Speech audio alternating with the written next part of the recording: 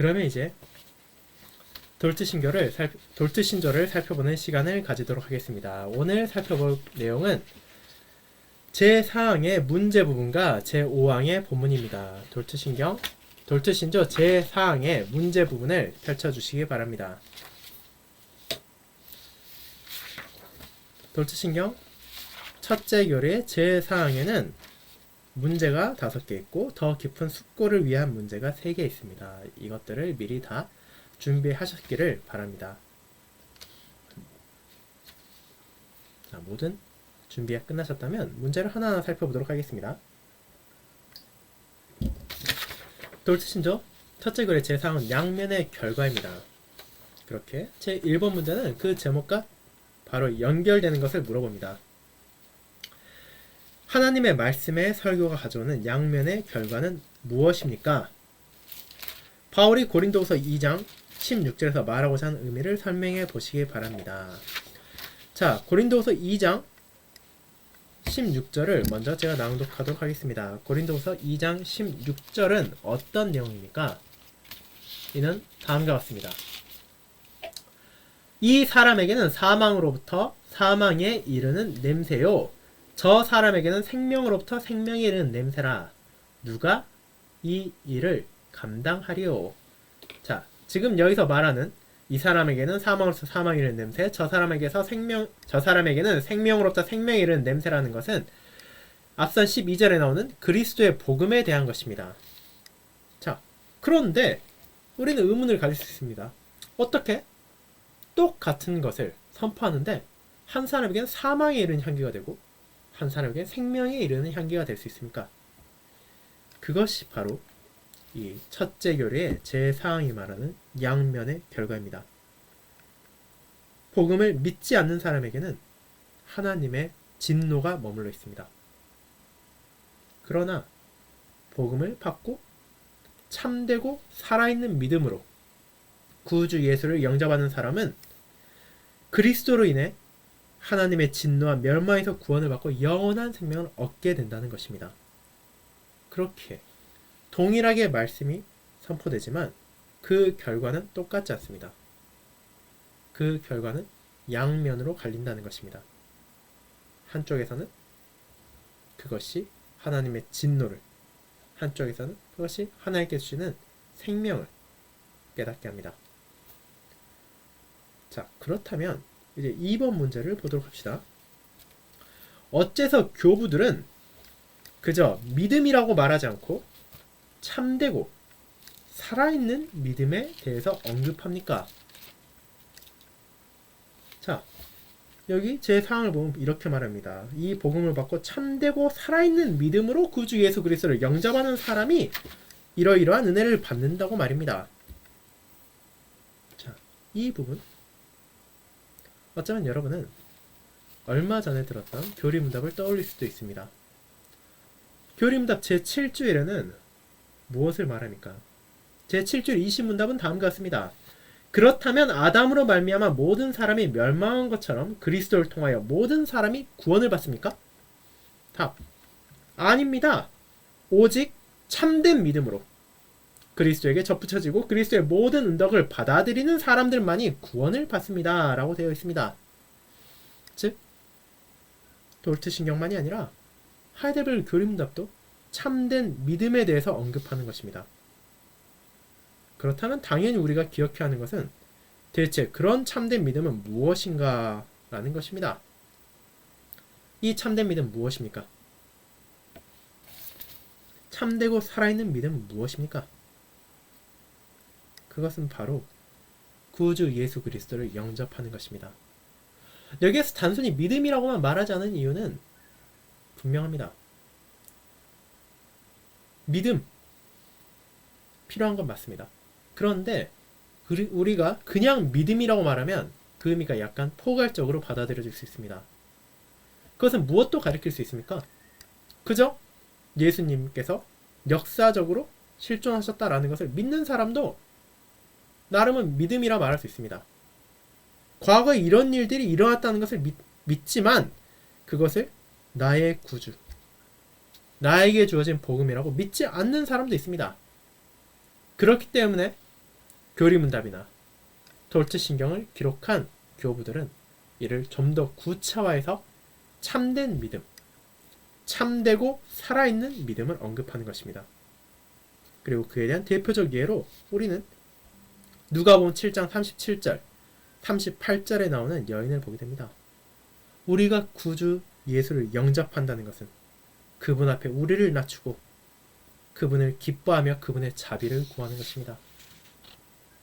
그것이 참되고 살아있는 믿음입니다. 그저 머릿속으로만 이런 것들이 있었지, 이런 은혜가 있었지 라고 끝나는 것이 아니라 정말로 나의 삶 가운데 이분이 나의 하나님이시라는 것을, 이분이 나의 주라는 것을 마음에 새기는 것, 그리고 그에 따라 살아가는 것이 참되고 살아있는 믿음입니다. 그리고 그것까지도 우리는 하나님의 은혜로 받게 된다는 것을 교리문답을 통해 함께 고백했었습니다. 그것이 바로 이어지는 3번 구주를 진심으로 믿는다는 것이 무엇입니까? 라는 질문으로 이어집니다. 그리고 이것을 성경에서 보여주시기 바랍니다. 자, 이 부분은 바로 누가복음 7장 37절 38절로 나타난 것입니다. 앞서 말한 것처럼 한 여인의 모습을 우리는 여기서 보게 됩니다. 누가복음 7장 37절 38절을 제가 낭독하도록 하겠습니다. 이는 다음과 같습니다. 그 동네에 죄를 지은 한 여자가 있어 예수께서 바리새인의 집에 앉아 계심을 알고 향유 담은 옥합을 가지고 와서 예수의 뒤로 그 발 곁에 서서 울며 눈물로 그 발을 적시고 자기 머리털로 닦고 그 발에 입 맞추고 향유를 부으니 라고 기록되어 있습니다. 즉 여기서 나타나는 것은 무엇입니까? 자신의 죄를 알고 그 죄에서 건질 분이 그리스도라는 것을 깨닫는다는 것입니다. 다르게 말하자면 그분이 바로 나의 구주라는 것을 인정하고 고백한다는 것입니다. 자, 그렇기에 그것이 머리로만이 아니라 정말 우리의 삶 가운데 참된 믿음, 살아있는 믿음으로 구주를 영접하는 자세입니다. 그와 같은 믿음을 가진 사람은 우리가 이후에 살펴보겠지만 결코 자신을 나태하게 할 수도 거짓된 안정감을 가질 수 없습니다. 오직 겸손히 스스로를 낮추고 하나님을 찬양하며 스스로를 정결케 하게 될 것입니다. 그렇다면 이제 4번 문제를 보도록 합시다. 믿음의 결과와 불신의 결과에 대해서 물어봅니다. 자, 믿음의 결과와 불신의 결과 제4항에 다시 한번 나오는 것을 읽어보도록 합시다. 제4항 양면의 결과에 요약되어 있습니다. 믿지 아니하는 사람들에게는 하나님의 진노가 머물러 있습니다. 믿는 사람들은 그리스도를 인해 하나님의 진노와 멸망에서 구원받고 영원한 생명을 얻게 됩니다. 자, 그것이 우리가 고백하는 믿음의 양면의 결과입니다. 믿음의 결과이자 복음의 결과입니다. 복음이 선포될 때 두 가지 결과가 나타난다는 것입니다. 그럼 이것이 어디에 기록되어 있습니까? 라고 되어 있는데 이 어디에 기록되어 있는지 한번 보도록 합시다. 요한복음 3장 36절이 이것을 가리키는 대표적인 본문입니다. 요한복음 3장 36절을 제가 낭독하도록 하겠습니다. 아들을 믿는 자에게는 영생이 있고 아들에게 순종하지 아니하는 자는 영생을 보지 못하고 도리어 하나님의 진노가 그 위에 머물러 있느니라. 자, 믿는 자에게 영생이 있고 믿지 아니하는 자에게는 하나님의 진노가 있다는 것을 우리는 여기에서 보게 됩니다. 그런데 이 요한복음 3장 36절에 대한 질문은 여기서 끝나지 않습니다. 이어지는 5번 문제를 보도록 합시다. 알미니안주의자들이 요한복음 3장 36절을 인용하고 증거하고자 한 것은 무엇입니까? 그들이 어떤 면에서 이 본문을 잘못 해석했는지를 설명해 보시길 바랍니다. 자, 알미니안주의자들은 무엇이라 말했습니까? 자, 그들이 계속해서 말하고 있는 것은 다른 것이 아닙니다.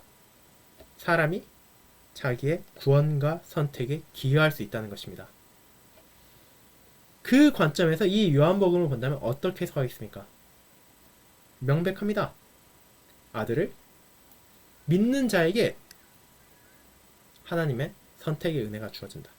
믿지 않는 자에게는 그것이 주어지지 않는다가 바로 그들의 생각입니다. 그것이 이 도르트신경 제4항 설명에서 마지막 부분에 나와 있는 표에 드러나는 것입니다. 자, 그들은 역사 가운데 지금 믿는 자가 바로 그 믿음을 통하여 영원 가운데 선택되었다고 믿습니다. 그리고 역사 가운데 지금 믿지 않는 자가 그들의 이런 불신에 기반하여 하나님부터 거부당했다고 생각합니다. 즉, 영혼의 선택의 기반에 있어 기반을 두고 무언가가 이루어지는 것이 아니라 지금 현재 누군가의 삶을 통하여 그에 기반한 하나님의 택함이 주어진다는 것입니다. 자, 우리는 이 점에 대해서 이제 앞으로 좀 더 자세히 살펴볼 것입니다. 그런데 이 요한복음 3장 36절은 실제로 무엇을 말하는 것입니까? 그것은 영원과 역사에 대해 말하는 것이 아닙니다. 지금 드러내는 현실에서 우리가 어떻게 심판을 바라볼 수 있는지입니다. 마지막 날 믿는 자는 구원을 받습니다. 믿지 않는 자는 정죄를 받습니다. 지금 요한이 말하고자 하는 것은 바로 그것입니다. 그는 구원과 정죄에 대해 말하는 것이지 선택과 유기에 대해 말하는 것이 아닙니다. 지금 우리의 믿음을 기반으로 선택과 유기가 정해지는 것이 아니라 지금 믿음을 통하여 우리는 구원과 정죄를 바라볼 수 있다는 것입니다. 즉, 시간에 따라 정해지는 장소에 대해 그는 말하고 있습니다. 이 점을 착각해서는 안 됩니다. 자, 그리고 이것은 계속해서 알미니안주의자들의 오류를 반박함을 통하여 나올 것입니다. 중요한 것은 결국 이것입니다. 하나님께서 우리를 선택하신 것, 그것이 도대체 어디에 기반을 두고 있느냐입니다. 알미니안주의자들이 말하는 것처럼 나의 믿음을 하나님께서 미리 보시고 나를 택하셨는가? 그렇지 않으면 하나님께서 우리에게 먼저 택함을 베푸시고 우리에게 은혜를 주셨기에 우리가 믿게 되었는가? 그 순서가 굉장히 중요합니다. 우리는 이에 대해서 첫째 글의 제9항에 이어서 이어지는 항목들을 통하여 하나하나 살펴볼 것입니다. 먼저 우리가 알아야 할 것은 이 요한복음 3장 86절을 알미니안주의자가 생각하는 것처럼 지금 믿는 자가 그 믿음으로 말미암아 과거에 영원 전에 하나님께서 선택받았다라고 생각해서는 안 된다는 것입니다. 그럼 거기까지를 일단 기억하고 이 제4항의 문제 부분을 끝내고 이제 더 깊은 숙고를 위하여 부분을 보도록 하겠습니다. 6번 문제입니다. 성경이 하나님은 사랑이시라고 말할 때 우리는 어떻게 하나님의 진노와 심판을 말할 수 있습니까? 자, 하나님은 사랑이십니다. 여러분은 이것을 부인하지 않을 것입니다. 그런데 우리는 동시에 하나님께서 공의로운 하나님이시라는 것도 기억합니다. 그분께서 우리에게 무엇을 선포하시는지 그 언약 가운데 나타나 있는 두려운 심판의 약속도 있다는 것을 외면하지 않습니다. 그렇다면 이것들을 어떻게 조화를 이룰 수 있습니까? 어떻게 우리는 하나님은 사랑이시다라고 말하면서 다른 한편으로는 그분의 두려운 심판을 말할 수 있습니까? 그 이유는 바로 그리스도 안에서만 가능합니다. 우리가 이미 지난 문제들을 풀어보며 다루었던 것처럼 하나님의 공의와 하나님의 사랑은 충돌되거나 하나가 하나를 없애버리는 것이 아닙니다. 사람과 달리 하나님의 공의와 하나님의 사랑은 온전하게 함께할 수 있습니다. 그분께서는 분명 공의로운 하나님이십니다. 그 사실을 우리는 자신의 독생자에게 주어진 그 두려운 심판을 통해서 바라볼 수 있습니다. 하지만 그분은 동시에 사랑이십니다. 왜 그렇습니까? 바로 비천한 우리를 불쌍히 여기심으로 자신의 독생자를 아끼지 않고 보내주셨기 때문입니다. 그렇게 우리는 그분의 은혜 안에서 이제 하나님의 사랑과 공의를 동시에 바라보게 됩니다. 하나님은 분명 공의로우시지만 동시에 사랑이십니다. 그 사실을 우리는 잊지 말아야 할 것입니다. 자, 그렇다면 이제 7번 문제를 보도록 합시다. 돌트 신경의 교부들은 참된 믿음에 대해 말하고 있습니다. 우리는 알미니안주의자들을 참된 믿음을 가진 자로 간주해야 합니까? 여러분은 어떻게 응답하심으로 알미니안주의자들의 믿음을 책망하실 수 있습니까? 참된 믿음, 교리문답도 말하는 참된 믿음, 이 참된 믿음을 가진 자로 알미니안주의자들을 간주할 수 있습니까? 답은 그렇지 않다입니다. 왜 그렇지 않습니까?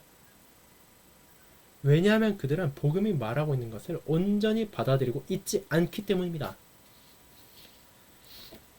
자, 이에 대한 답은 여러분이 이어지는 돌트신경 내용들을 살펴봄으로써 점점 더 명백하게 알게 될 것입니다. 하지만 우리가 이미 지금 이 시점에서도 알 수 있는 것, 그것은 알미니안 주자들이 하나님의 은혜를 순전히 받아들이기를 거부한다는 것입니다. 그들은 자기 자신의 선행, 자기 자신의 능력, 자기 자신이 할 수 있는 무언가를 계속해서 올리고 높이고 드러내고 싶어 합니다. 그리고 그것은 바로 구원에까지 이릅니다. 구원에 이르는 것, 하나님의 선택을 받는 것, 그것까지도 하나님의 순전한 은혜가 아니라 바로 나의 무언가가 영향이 있다는 것, 내가 무언가를 해서, 내가 믿어서, 내가 더 가치가 있어서, 내가 더 선행을 해서 그런 사랑을 받았다는 것이 바로 그들의 생각이기 때문입니다. 자, 그것이 정말로 복음을 순전하게 받아들인 자입니까? 그렇지 않습니다. 우리는 그들의 믿음을 책망할 때 어떻게 책망할 수 있습니까? 바로 왜 하나님의 말씀을 순전하게 받아들이지 않느냐로 책망할 수 있습니다. 왜 값없이 주어진 은혜를 거부하고 자기 자신의 공로를 높이고자 하는지 책망할 수 있습니다. 왜 불가능한 것을 쫓으며 그것이 가능하다고 생각하는지를 물을 수 있습니다. 그 모든 것들은 하나님의 말씀을 왜곡하고 참되게 받아들이지 않기 때문입니다. 우리는 그 사실을 기억해야 합니다. 자, 거기서 이어지는 것이 8번입니다. 복음을 듣는 모든 사람들이 선택을 해야만 하는 것이 사실입니까? 복음을 무시하는 것이 복음을 거부하는 것과 동일합니까? 여러분은 복음의 부름에 대해 어떻게 응답하셨습니까? 자, 이 문제를 우리는 잘 생각해 봐야 됩니다. 복음을 듣는 모든 사람들이 선택을 해야 합니까? 자, 여기서 내포하고 있는 것은, 자, 복음을 듣는 사람들이 자기가 믿을지 않을지를 스스로의 능력으로 정할 수 있는가에 대한 것입니다. 물론 이것은 이어지는 제5항과 굉장히 밀접한 연관이 있습니다. 자, 그런데 여기서 먼저 생각해 보도록 합시다. 불신앙의 원인, 그 죄책은 사람에게 있습니다. 복음을 무시하는 것은 복음을 거부하는 것과 동일한 것입니다.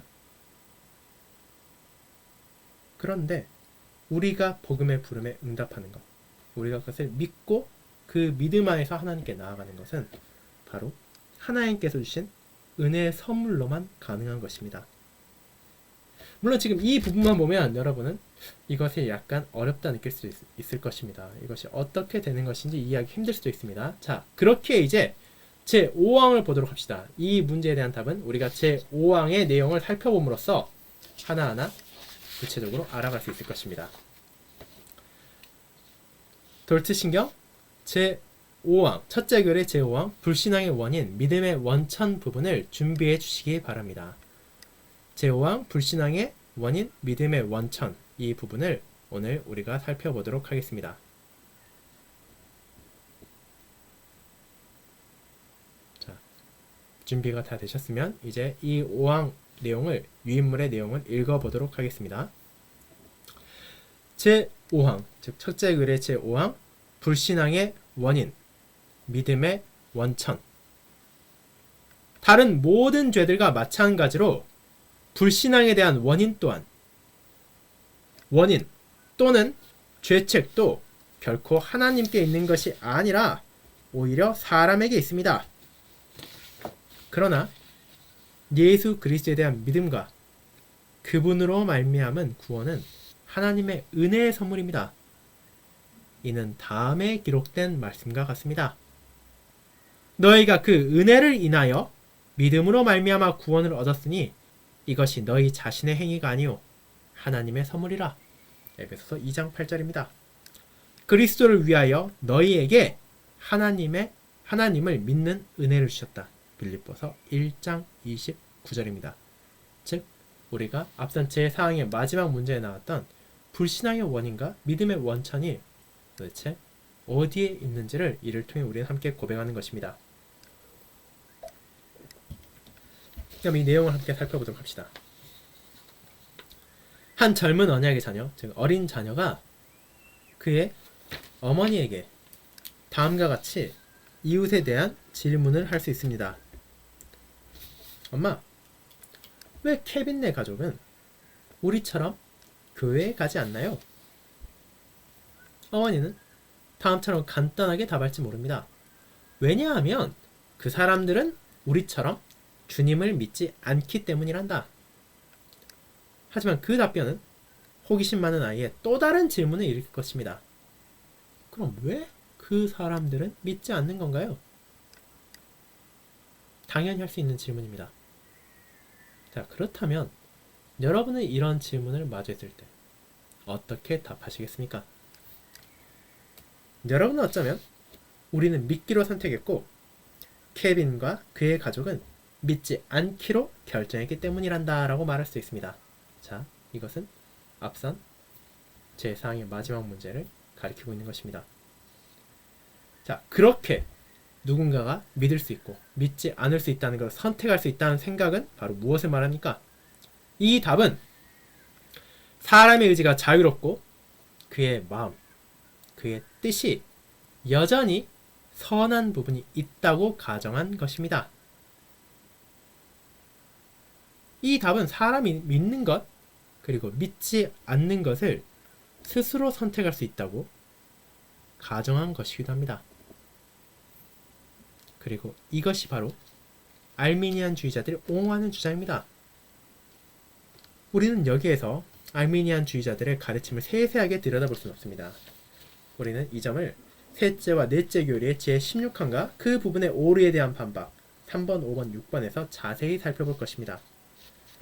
하지만 우리는 최소한 알미니안의 오류가 무엇인지를 언급하지 않고서는 이 5항을 이해할 수 없습니다. 셋째와 넷째 교리의 오류에 대한 반박 3번에서 우리는 알미니안주의자들이 그 의지는 제시될 수 있는 모든 선한 방편들을 스스로 원하고 선택하거나 스스로 원하지 않으며 선택하지 않을 수도 있다라고 말하는 그들의 믿음을 읽게 됩니다. 자, 이것이 말하는 것은 사람의 의지가 선을, 악을 선택할 자유가 있다는 것입니다. 그것은 사람이 믿는 것과 믿지 않는 것을 결정할 수 있는 온전한 능력, 온전한 자유가 아직 남아있다는 생각입니다. 자, 그럼 당연히 이와 같은 알미니안주의자들이 가진 생각은 불신앙의 원인과 믿음의 원천이 어디에 있다고 말하겠습니까? 사람에게 있습니다. 만약 사람이 믿지 않는다면 그것은 자기 행동에 따른 것입니다. 하지만 만약 그가 믿는다면 그건 역시 그의 행동입니다. 복음이 선포되었을 때 그것을 믿는 것, 믿지 않는 것은 온전히 한 사람의 책임에 달려 있습니다. 왜? 그 사람은 여전히 스스로 선한 것, 악한 것을 택할 자유와 능력이 있기 때문입니다. 그렇게 알미니안주의자들은 믿고 있습니다. 자, 그렇다면 자연스럽게 이어지는 것이 있습니다. 그러므로 그들은 만약 사람이 스스로 믿을 능력이 없다면 만약 그가 믿지 않는다 하더라도 어떤 죄책도 짊어지지 않는 것이 당연하다고 말합니다. 왜냐하면 누구도 자신이 할 수 없는 것을 실패했을 때 그에 대한 책임을 물을 수는 없기 때문입니다. 즉, 만약 믿음이 하나님으로부터 말미암은 선물이라면 불신앙의 원인은 마땅히 사람에 있는 것이 아니라 하나님을 향해 한다고 그들은 주장합니다. 알미니안주의자들은 그와 같은 딜레마의 뿔로 개혁주의를 찌르려고 했습니다. 그들은 이 두 가지 증명 중 하나는 반드시 참여해야 한다고 주장했습니다. 첫 번째는 이것입니다. 만약 불신앙의 원인이 사람에게 있다면 믿음의 원천도 사람에게 있어야 합니다. 두 번째는 만약 믿음의 원천이 하나님께 있다면 불신앙의 원인도 하나님께 있어야 합니다. 알미니안주의자는 첫 번째 주장의 두 증명을 받아들였습니다. 즉, 불신앙의 원인, 믿음의 원천 둘 다 사람에게 있다고 말입니다. 그리고 그들은 거기서 멈추는 것이 아니라 개혁주의자들을 향해 자, 너희는 그럼 이 두 번째 주장을 믿어야 하는 거 아니냐라고 말합니다. 즉, 믿음의 원천이 너희가 하나님께 있다 말하는데 그럼 불신앙의 원천도 사람이 아니라 하나님께 있어야 하는 것이 마땅하지 않느냐라고 공경한 것입니다. 그렇게 함을 통해서 그들은 저 개혁주의 믿음을 봐라. 저놈들은 하나님을 불신앙의 원인으로 만들고 있다. 이것이 얼마나 끔찍하고 모욕적인 것이냐고 지적하려 한 것입니다. 그런데 이 두 번째 주장은 개혁주의의 신앙을 반영한 것이 아닙니다. 실제 개혁주의자들은 과거에도 지금도 이 두 가지 증명 모두가 잘못되었다고 믿습니다. 믿음의 원천, 사람에 있지 않습니다. 사람의 본성은 전적으로 타락했기 때문입니다. 깨닫는 자도 없고 하나님을 찾는 자도 없고 다 치우쳐 함께 무익하게 되고 선을 행하는 자는 없나니 하나도 없도다. 로마서 3장 11절 12절입니다. 하나님께서 먼저 그들을 택하지 않으셨다면 그들은 하나님을 택할 수 없습니다. 여기 나온 두 가지 본문 중에 요한복음 6장 44절만 제가 낭독하도록 하겠습니다. 요한복음 6장 44절은 다음과 같습니다. 나를 보내신 아버지께서 이끌지 아니하시면 아무도 내게 올 수 없나니 오는 그를 내가 마지막 날에 다시 살리리라. 즉, 아버지께서 먼저 이끌지 않으신다면 아무도 주님께 나올 수 없다는 것을 말합니다. 하나님께서 먼저 택하심으로 그분의 영을 주지 않는 한 사람은 그리스도를 믿을 수 없습니다. 이와 같은 이유로 바울은 믿음이 하나님으로부터 받은 선물이며 사람의 행위에서 난 것이 아니라는 것을 말합니다. 즉, 하나님만이 이 믿음의 유일한 원천이십니다. 그런데 우리는 하나님께서 믿음의 유일한 원천이라는 것을 고백하지만 그것을 반대로 뒤집어서 하나님께서 불신앙의 원천이라고 말하지는 않습니다.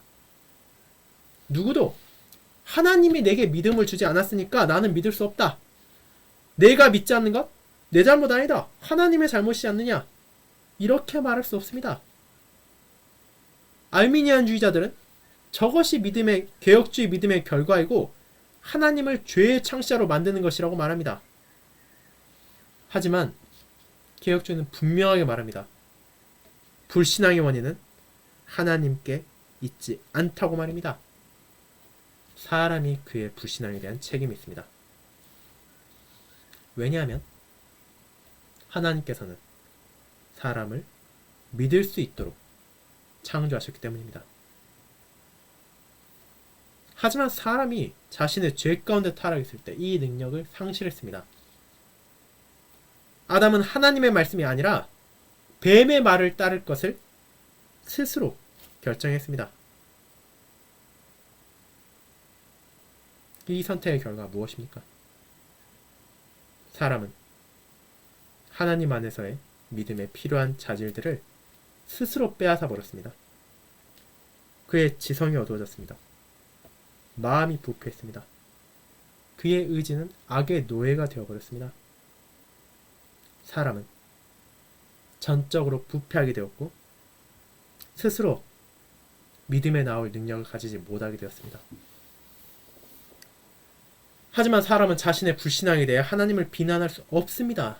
왜냐하면 하나님께서 사람을 믿을 능력이 있도록 창조하셨기 때문입니다.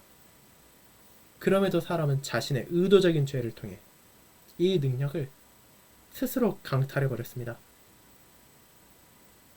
그러므로 개혁주의는 알미니안주의자들이 제기한 딜레마를 거부합니다. 하나님은 누구에게도 믿을 수 있는 능력을 회복시켜야 할 빚을 지지 않으셨고 사람의 마음 안에서 믿음을 일으키신 것도 마찬가지입니다. 사람은 자신의 불신앙에 대한 책임이 있습니다. 동시에 하나님께서 이 능력을 잃어버린 어떤 사람에게는 그것을 회복시키는 것을 기뻐하시며 그들의 마음 안에서 믿음을 일으키십니다. 그러므로 하나님은 믿음의 원천이십니다. 그렇게 이와 같은 믿음을 통해 우리는 알미니안주의가 제기한 딜레마와 대조적으로 다음과 같이 믿는다는 것을 선언합니다. 불신앙의 원인은 사람에게 있습니다. 하지만 믿음의 원천은 하나님께 있습니다. 그것이 바로 우리의 믿음입니다. 자, 그렇게 우리는 자연스럽게 앞선 제4항의 마지막 문제를 이해할 수 있게 됩니다. 믿고 믿지 않는 것은 나의 선택의 결과가 아닙니다. 우리 모두는 스스로의 능력으로는 결코 선을 행할 능력도 없고 진리에 따라 살아갈 능력도 없습니다. 그러나 하나님께서 그런 죄인 가운데 일부에게 은혜를 베풀으셨습니다. 그들이 진리를 깨닫고 믿을 수 있도록 하나님께 나아올 수 있도록 자비를 베푸신 것입니다. 그렇게 우리는 불신앙의 원인은 사람에게 있지만 믿음의 원천은 하나님께 있다는 것을 분명하게 고백합니다. 그리고 그것이 성경이 가르치는 하나님의 말씀이라는 것을 우리는 다시 한번 마음에 새기게 됩니다. 자, 이와 같이 우리는 돌트신경 첫째 교류의 제5항 부분을 살펴보았습니다. 5항에는 질문 4개와 더 깊은 숙고를 위하여 문제가 3개가 있습니다. 질문 4가지는 여러분이 이 본문 내용을 천천히 살펴보면 다 푸실 수 있는 것이고 더 깊은 숙고를 위하여는 우리가 거기에서 좀 더 나아가 스스로 생각을 해야 하는 부분입니다. 이 7가지 문제들을 다음 수요모임까지 미리 풀어주시고 준비해 주시기 바랍니다. 그럼 다음 주일에 우리가 이것을 먼저 살펴본 후 제6항에 대해 나누도록 하겠습니다. 그럼 주님께서 가르쳐 주신 기도로 오늘 모임을 마치도록 하겠습니다. 다 함께 기도하겠습니다. 하늘에 계신 우리 아버지여, 이름이 거룩히 여김을 받으시오며 나라가 임하옵시며 뜻이 하늘에서 이룬 것 같이 땅에서도 이루어지이다. 오늘날 우리에게 일용할 양식을 주옵시고 우리가 우리에게 죄 지은 자를 사하여 준 것 같이 우리 죄를 사하여 주옵시고 우리를 시험에 들게 하지 마옵시고 다만 악에서 구하옵소서. 대개 나라와 권세와 영광이 아버지께 영원히 있사옵나이다. 아멘. 오늘 모임 함께 해주신 모든 성도님께 감사드립니다. 또 이번 한 주도 주님을 향한 사랑 안에서 또 서로를 사랑하며 보내시고 주일날 교회에서 함께 뵙기를 기다리도록 하겠습니다. 감사합니다.